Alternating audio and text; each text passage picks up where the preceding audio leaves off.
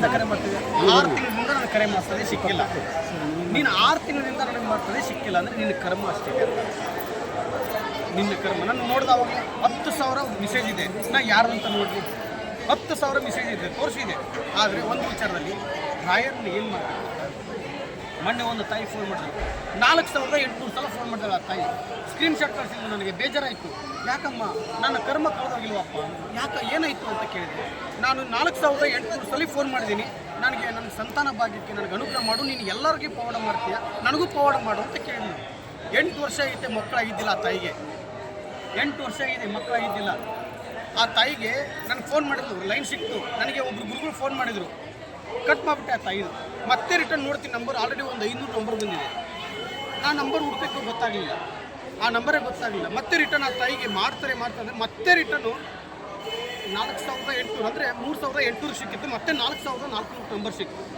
400 ನಂಬರ್ಗೆ ಸಿಕ್ಕಿ ಏನಮ್ಮ ಅಂತ ಕೇಳಿದಾಗ, ಹಿಂಗಪ್ಪ ಕಟ್ ಮಾಡ್ಬೇಡ, ನೀನು ಕಾಲು ಮುಗಿತೀನಿ ಅಂದರೆ ಏನಂತ ಕೇಳಿದೆ. ನನಗೆ ಸಂತಾನ ಭಾಗ್ಯಕ್ಕೆ ಅನುಗ್ರಹ ಮಾಡು, ನನ್ನ ತಾಯಿ ಆಗಬೇಕು, ನನಗೆ ಒಂದು ಆಸೆ. 8 ವರ್ಷ ಆಯಿತು ನನ್ನ ಮದುವೆ ಆಗಿ ಅಂತ ಕೇಳಿದೆ. ತಾಯಿಗೆ ಕರ್ಮ, ಅಷ್ಟು ಕರ್ಮ ಇತ್ತು. 4,400 ಸಲ ಫೋನ್ ಮಾಡಿದ್ದಾರೆ. ಅವಾಗ ವ್ರತ ತಿಳ್ಕೊಂಡು ರಿಟರ್ನ್ ಫೋನ್ ಮಾಡಿ, ಅಪ್ಪ 2ನೇ ತಿಂಗಳಿಗೆ ಫೋನ್ ಮಾಡಿದ್ಲು, ನನ್ನ ತಾಯಿ ಆದೆ ಅಂತಂದು. ಅದೇ ಗುರು ರಾಘವೇಂದ್ರ ಸ್ವಾಮಿಯವರು 8 ನೋಡಿ ಎಷ್ಟು ಕರ್ಮ ಇತ್ತು.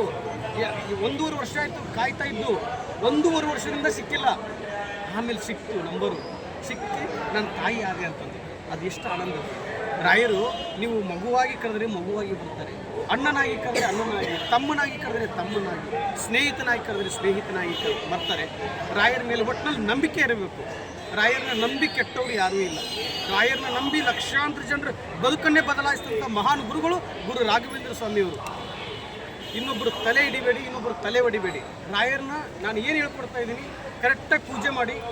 ಇವತ್ತು ಎಲ್ಲರೂ ಹೇಳ್ತಾರೆ, ನನಗೆ ಕ್ಯಾನ್ಸರ್ ಕಮ್ಮಿ ಆಯಿತು, ನನಗೆ ಅದು ಕಮ್ಮಿ ಆಯಿತು, ನನಗೆ ಮನೆ ಇಲ್ಲ ಮನೆ ಆಯಿತು, ದುಡ್ಡಿರಲಿಲ್ಲ ದುಡ್ಡು ಬಂತು, ನನಗೆ 4 ಕೋಟಿ 3 ಕೋಟಿ 1.5 ಕೋಟಿ 2 ಕೋಟಿ ನನ್ನಿಂದ ಏನೂ ಇಲ್ಲ, ನಾನೇನೋ ಕೊಟ್ಟಿದ್ದೀನಿ, ಅವ್ರು ಕೊಟ್ಟಿದ್ದೀನಿ ದುಡ್ಡು. ಈ 4 ಕೋಟಿ ಬಂತು ಅಂತ ಹೇಳಿದರು. ಅವ್ರ ದುಡ್ಡು ನಾನು ಕೊಟ್ಟಿಲ್ಲ, ಅವ್ರು ಶ್ರಮ ಕಷ್ಟಪಟ್ಟಿದ್ದಾನೆ, ಅವ್ನು ಬಿಲ್ ಸಂಕ್ಷನ್ ಆಗಿಲ್ಲ. ರಾಯರು ಒಂದೇ ಒಂದು ಮಾತು ಕೇಳ್ಕೊಂಡೆ, ಈ ಥರ ಅನುಗ್ರಹ ಮಾಡಪ್ಪ ಅಂತಂದಿದ್ದಕ್ಕೆ ಏನು ಅದ್ಭುತವಾಗಿ ಅನುಗ್ರಹ ಮಾಡಿದ್ರು. 4 ಕೋಟಿ ನಿಮ್ಮ ಥರನೇ ಇದ್ದ ವ್ಯಕ್ತಿ, ನಿಮ್ಮ ಥರನೇ ಇದ್ದ ಸೇಮ್.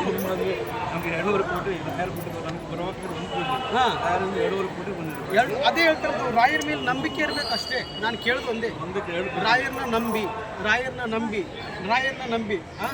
ನಮಸ್ಕಾರ ಮಾತಾಡಿ, ಚೆನ್ನಾಗಿದ್ದೀರಾ?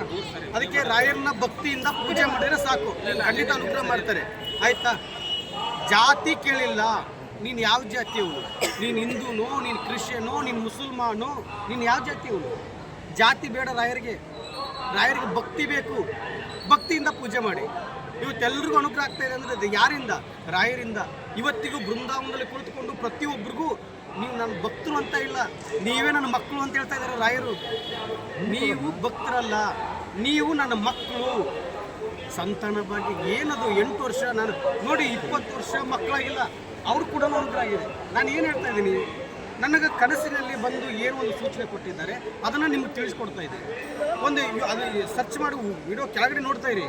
ರಾಯರು ಏನು ಸೂಚನೆ ಕೊಟ್ಟರು ಹೇಗೆ ಅಂತಂದು ಎಲ್ಲ ಯೂಟ್ಯೂಬಲ್ಲೇ ಹಾಕಿದ್ದೀನಿ. ಆಯಿತಾ? ರಾಯರನ್ನ ಭಕ್ತಿಯಿಂದ ಪೂಜೆ ಮಾಡಿದ್ರೆ ನಿಮ್ಗೆಲ್ಲರಿಗೂ ಒಳ್ಳೆಯದಾಗುತ್ತೆ. ನಾನಿಲ್ಲ ಕ್ಯಾನ್ಸಲ್ ಮಾಡಿದ್ದೀನಿ, ನಾನು ಹೇಳ್ತೀನಿ. 17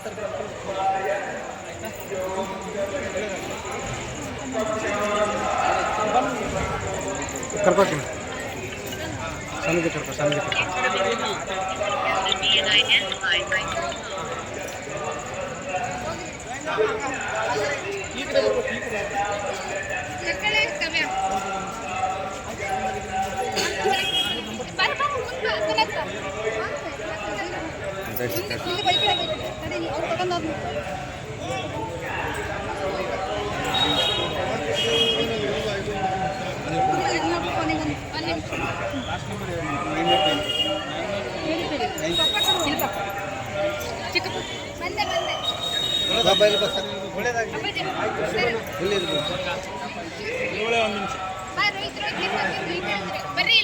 ಮುಂದೆ ಬರ್ರಿಪ್ಪ, ಮುಂದೆ ಬರ್ರಿ, ದಾರಿ ಬಿಡ್ರಿ, ಅಲ್ಲಿ ಬರ್ಲಿಕ್ಕೆ ದಾರಿ ಬಿಡ್ರಮ್ಮ, ದಾರಿ ಬಿಡ್ರಿ, ಓರ್ಲಿಕ್ಕೆ ಬರ್ರಿಪ್ಪ, ದಾರಿ ಬಿಡ್ರಮ್ಮ, ಅಲ್ಲಿ ಬರ್ಲಿಕ್ಕೆ ಊಟಕ್ಕೆ ಪ್ರಸಾದ ಬರ್ರಿಮ್ಮ, ಬರ್ರಿ ಈ ಕಡೆ ಬಾಣ. ಹೊರಗೆ ಬರ್ರಿಮ್ಮ ಹೊರಗೆ ಬರ್ರಿ ಬರ್ರಮ್ಮ ಹೊರಗಡೆ ಬನ್ನಿ ಬರ್ತಾರೆ ಬರ್ತಾರೆ ಬರ್ರಿ ಸೈಡ್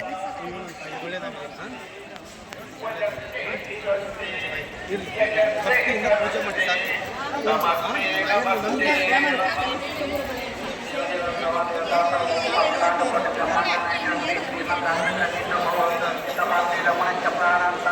ಅಪ್ಪ ಈ ಕಡೆ ಬರ್ರಿ ಅಪ್ಪ ಈ ಕಡೆ ಬರ್ರಪ್ಪ ಅಲ್ಲ ಅಪ್ಪ ಈ ಕಡೆ ಜನ ಭಾಳ ಬರ್ತಾರೆ ಇಲ್ಲ ಅಲ್ಪ ಜನ ಬರ್ರಿ ದಾರಿಗೆ ಬರ್ರಿ ಪಬ್ಲಿಕ್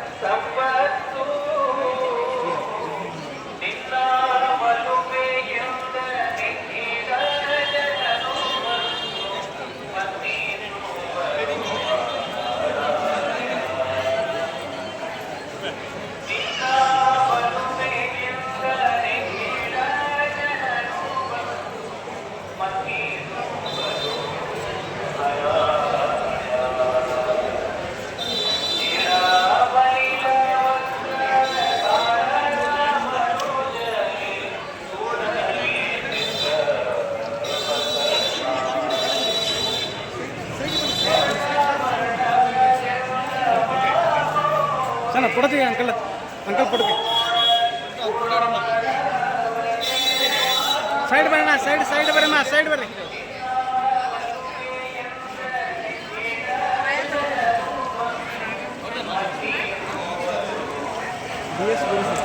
DSS ಗುರುಜಿ ಅಂತ ಹೇಳಿ ಮೊಬೈಲೇ ಬರ್ತದೆ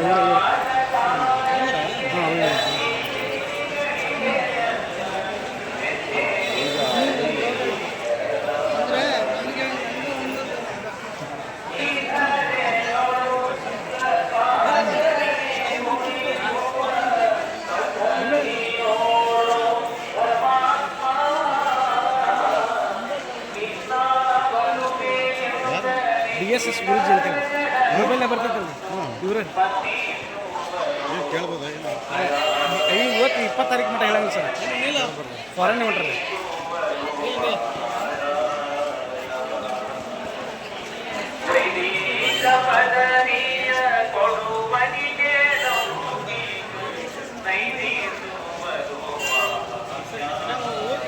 ಹೋಗ್ರಿ ಆಯ್ತು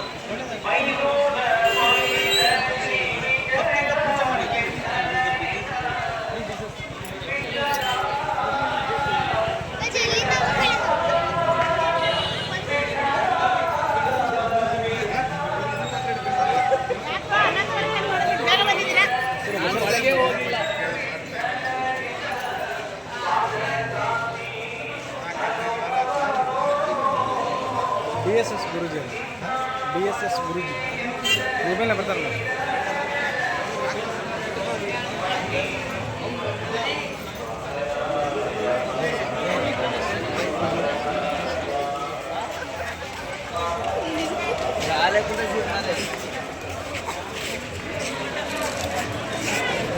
ಅವ್ರು ಅಕ್ಕ